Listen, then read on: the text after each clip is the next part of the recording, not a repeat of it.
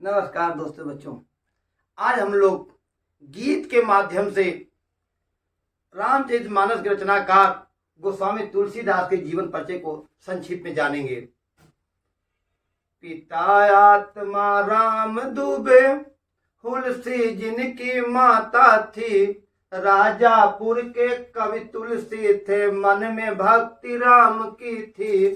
ब्रज भाषा अरु अवधीय भाषा पर अधिकार जिसे था, अब विभिन्न शैलियों के लेखन पटदास भक्त तुलसी था। पत्नी से वियोग हुआ तो काशी अयोध्या वास किया, रामचरितमानस रचना कर हिंदी का विकास किया। मानस के रचनाकार राम भक्ति शाखा के सगुण प्रतिनिधि गोस्वामी तुलसीदास जी का जन्म बांदा जिला के राजापुर गांव में हुआ था। इनका जन्म संवत 1554 ईस्वी माना जाता है। इनके पिता का नाम आत्मा राम दुबे तथा माता का नाम तुलसी देवी था। पिता का नाम आत्मा राम दुबे और माता का नाम तुलसी देवी था। ये राजापुर गांव के रहने वाले थे। इनके जन्म के विषय में एक लाइन प्रचलित है। कहा जाता है कि 1520 से 1554 कालिंदी के तीर, श्रावण शुक्ला सप्तमी तुलसी धरो शरीर।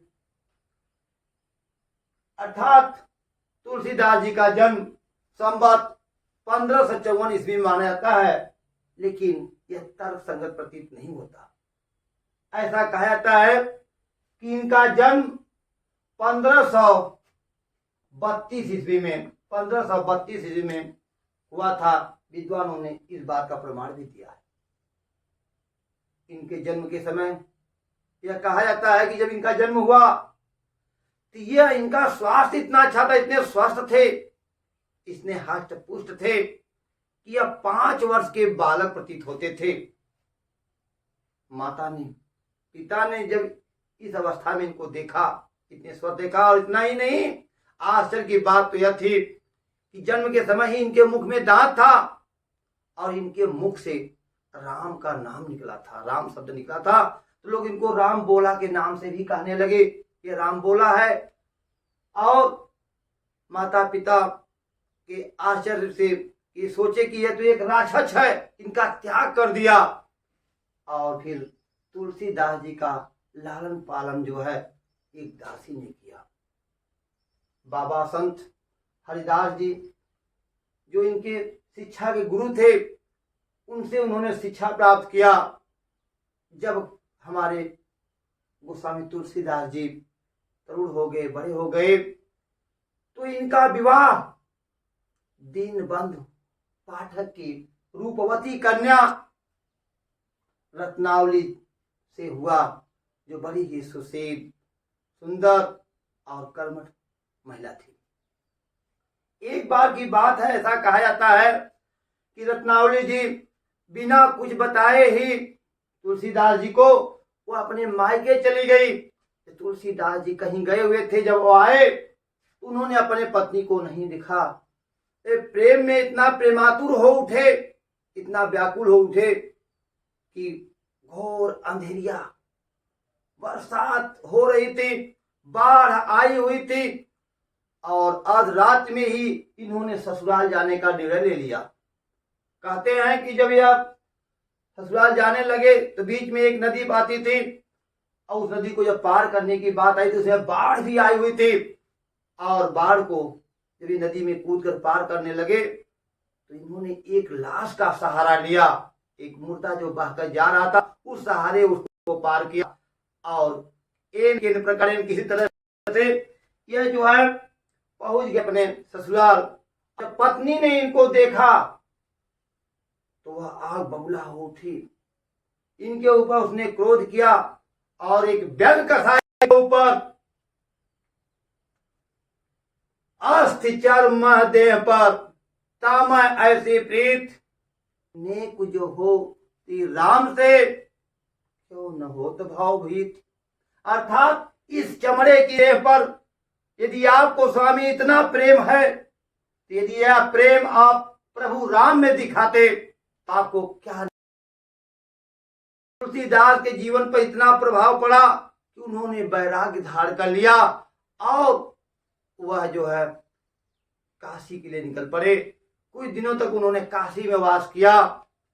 उन्हें चित्रकूट चले गए, वहां पर उन्होंने चित्रकूट में कुछ समय तक वास किया और पुनः फिर इसके बाद अयोध्या में आकर के वह राम के भक्ति में इतने लीन हुए, उन्होंने कहा जाता है कि 1631 में रामचरितमानस की रचना प्रारंभ कर दी और उन्होंने एक ऐसे ग्रंथ का निर्माण किया, ऐसे ग्रंथ की रचना किया जो पूरे विश्व पटल में भारत की गरिमा को बढ़ाता है।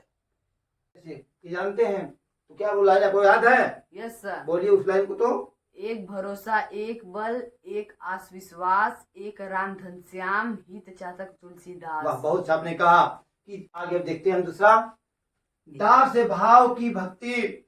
तुलसीदास जी के मन भाव में भगवान प्रभु के हमेशा सेवक की भावना के प्रति भक्ति रहती थी।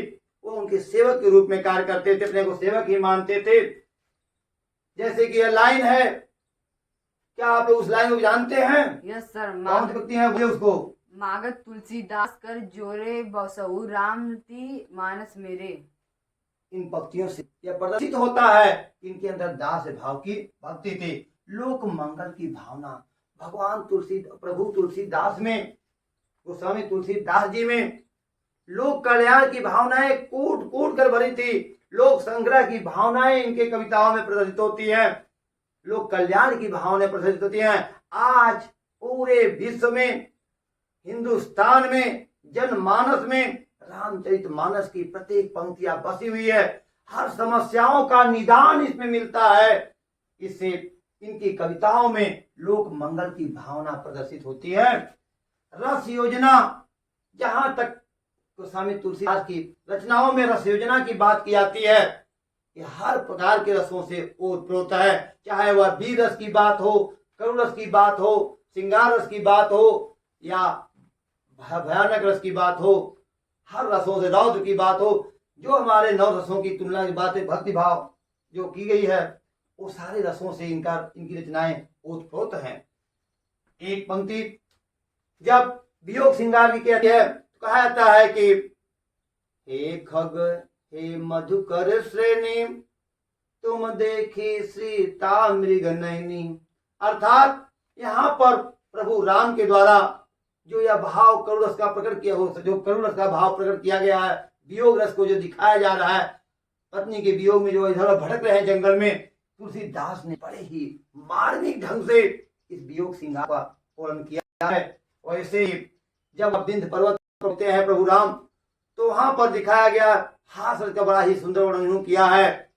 विंध्य के वासी उदासी, तपोव्रती नारी दुखारी, शिला सब चंद्रमुखी, पर से पद मंजुल कंज तिहारी। किन्हीं भला रघुनायक, जो करुणा कर कानन को पगुधारे। शिला सब चंद्रमुखी, पर से पद पंजुल कंज तिहारे। अर्थात जो विंध्य पर्वत पर रहने वाले हमारे ऋषि मुनि, सभी तपस्या करने वाले लोग हैं, जब उनको इस बात की सूचना मिलती है कि प्रभु राम इसी पर्वत की तरफ बढ़कर आ रहे हैं, तो अहिल्या के का वर्णन उनको समझ में आता है। वो याद करते हैं कि पर्वत के उनके पैरों के माध्यम से जब पर्वत पर पत्थर को जो स्पर्श हुआ था, इतनी सुंदर नारी अहिल्या जो रूप में धारण हो गई थी। तो ऐसे ही यहाँ पर तो विंध्याचल पर्वत बहुत से पर्वत है, वो है, पत्थर हैं, इनके पैरों से टच होते हैं तो कितनी नारियां हो जाएंगी। यहाँ बड़ा ही सुंदर उन्होंने हास रस का वर्णन किया है। प्रकृति चित्रण, इनकी रचनाओं में पूरे प्रकृति का चित्र दिखाई देता है, चाहे वह सागर की बात की गई हो, चाहे वन की बात की गई हो, चाहे पर्वतों की बात की हो, इनकी रचनाओं में सब कुछ दिखाई देता है। भाषा शैली, तुलसीदास की रचना में ब्रज भाषा और अवधी भाषा, इन दोनों का समान अधिकार था। रामचरितमानस की रचना को इन्होंने, पूरी रचना को ही इन्होंने अवधी में डाला है। सब से यह होता है कि तुलसीदास के काव्य सौंदर्य की जो विषय है, एक तरह का हर बस विषयों को, भाषाओं को कह सकते हैं लेके शैली रूप में समन्वय किया, स्थापित किया है। इस प्रकार से एक गोस्वामी तुलसीदास के जीवन का परिचय रहा। संक्षिप्त में एक बार हम उन पंक्तियों को पुनः याद करते हैं जो इस पूरी कहानी का सार है। कहता है वो लाइनें गीत हमारे कि पिता आत्मा राम दुबे, तुलसी जिनकी माता थी, राजापुर के कवि तुलसी थे, मन में भक्ति राम की थी, ब्रज भाषा अरु अवधेय भाषा पर अधिकार जिसे था, विभिन्न शैलियों के लेखन पटुदास भक्त तुलसी था, पत्नी से वियोग हुआ तो काशी अयोध्या वास किया, रामचरितमानस रचना कर हिंदी का विकास किया। नमस्कार।